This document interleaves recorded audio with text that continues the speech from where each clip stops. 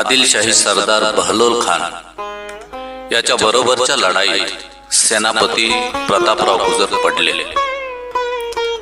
प्रतापराव पडल्याची वार्ता कळताच प्रतापरावांच्या फौजेत असलेल्या हंबीरराव मोहिते यांनी सर्व सैनिकात हिम्मत निर्माण करून बहलोल खानवर आक्रमण करून त्याच्या सैन्यांची दानादान उडवून त्यास विजापूर पर्यंत पिटाळले. बहलोल खानाविरुद्ध पराक्रमाने महाराजांना हंबीररावांमध्ये शहाणा आणि सबुरीचा सेनानी दिसला. चिपळूण जवळच्या श्री क्षेत्र परशुराम येथे या सेनानीस महाराजांनी आपला सेनापती म्हणून निवडले. सभासद म्हणतो, प्रतापराव पडले ही खबर राजियांनी ऐकून बहुत कष्टी झाले.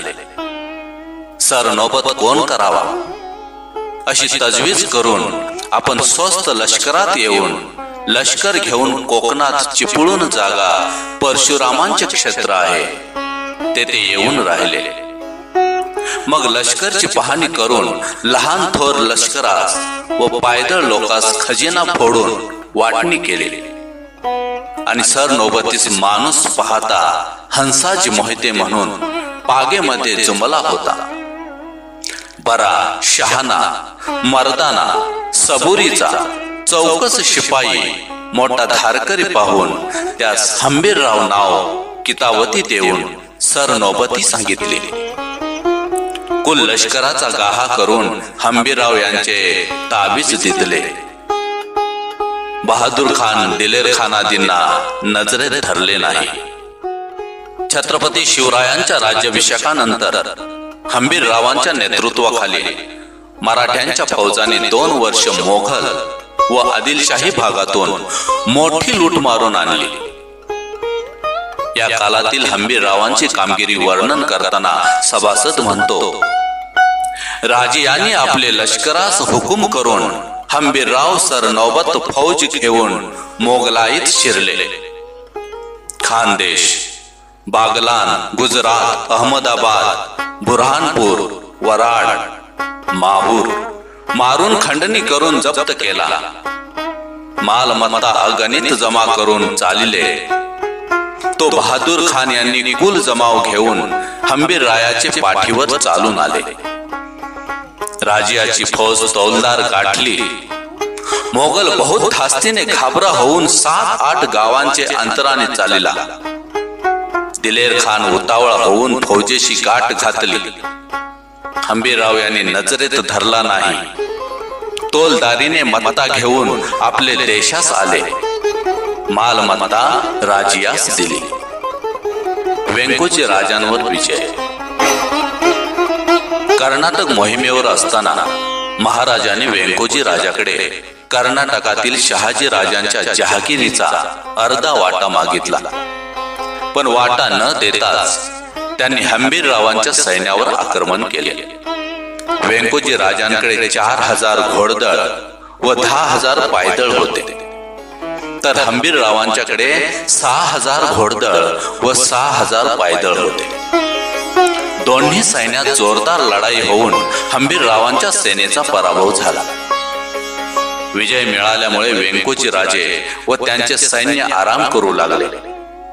या प्रसंगी हंबीररावांनी व संताजी भोसले यांनी मराठी सैन्यास एकत्र करून मध्यरात्रीच वेंकोजी राजांच्या तळावर हल्ला करून त्यांच्या फौजांची दानादान उडवली. प्रचंड असा खजिना, हत्ती, घोडे मराठ्यांच्या हाती लागले.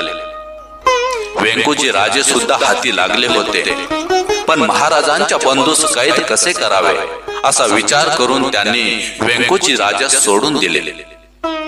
हे युद्ध 16 नोव्हेंबर 1677 साली झाले. यानंतर हंबीररावांनी कर्नाटकातील असा वेलोरचा बुलंद कोट काबीज केला. ती तारीख होती 22 जुलै 1678. प्रधानांची बंडखोरी मोडली. छत्रपती शिवरायांच्या मृत्यूनंतर अष्टप्रधान मंडळीतील काही जणांनी राजा रामास गादीवर बसविण्याचे ठरवून संभाजीराजेंचा गादीवरील हक्क नाकारला. या मंडळीतील मोरोपंत पिंगळे, अण्णाजी दत्तो, प्रल्हाद निराजी या मंडळींना वाटले की राजाराम हा हंबीररावांचा सक्का भाचा असल्यामुळे आपल्या गटात हंबीरराव सामील होतील, पण हंबीररावांनी या तिघांना कैद करून कोल्हापुरास पन्हाळा किल्ल्यावर संभाजी राजेंपुढे उभे केले. कारण हंबीररावांना माहित होते मोगलांच्या प्रचंड अशा सेनेशी संभाजी राजांसारखा छावाच लढू शकतो. पुढे संभाजी राजांच्या राज्याभिषेकानंतर हंबीररावांनी मोगलांचे संपन्न असे बुरहानपूर शहर लुटले. मोगल इतिहासकार खाफी खान म्हणतो, देशोदेशीचे जिन्नस, जड जवाहीर, सोने नाणे रत्ने असा लक्षावधी रुपयांचा माल बुरहानपुरातील दुकानात साठविला होता. तो सर्व मराठ्यांनी लुटला. मराठे अगदी अनपेक्षितपणे आले. शहराच्या तटबंदीच्या बाहेर बहादूरपुरा आणि इतर 7 पुरे होते. त्यांना मराठ्यांनी घेरले. विशेषतः बहादूरपुऱ्यावर ते इतक्या अनपेक्षितपणे तुटून पडले की त्या पुऱ्यातून एक माणूस किंवा एक पैसा हलविता आला नाही. पुढे मोगल सरदार शहाबुद्दीन खान याच्या बरोबरच्या नाशिक जवळच्या रामसेच्या लढाईत हंबीरराव जखमी झाले. त्यानंतर मोगल सरदार कुलीच खानाबरोबर भीमा नदीच्या परिसरात ती लढाई होती ऑक्टोबर 1682 ची. शहाजादा आजम बरोबर पन्हाळ्याजवळील लढाई होती 15 डिसेंबर 1682 व जानेवारी फेब्रुवारी 1683. मोगल सरदार बहादूर खान बरोबर कल्याण भिवंडीच्या जवळची लढाई होती 27 फेब्रुवारी 1683 ची. शहाबुद्दीन बरोबर रायगडच्या परिसरात ती लढाई होती जानेवारी 1685 सालची. मोगली मुलखात चढाया सन 1686 साली केल्या. अशा अनेक लढाया केल्या. या अशा पराक्रमी सेनानीची शेवटची लढाई वाईच्या परिसरात सर्जा खान या मोगल सरदाराशी झाली. उभय पक्षी निकराची लढाई होऊन सर्जा खानाच्या फौजेची दानादान होऊन ती पराभूत झाली. पण लढाईच्या काळात गर्दीमध्ये तोफेचा गोळा लागून हंबीरराव धारातीर्थी पडले. अत्यंत पराक्रमी व शूर असलेले हंबीरराव पडल्यामुळे स्वराज्याची फार मोठी हानी झाली. ऐन धामधुमीच्या काळात हंबीरराव पडल्यामुळे संभाजी राजांचा मोठा आधार नाहीसा झाला.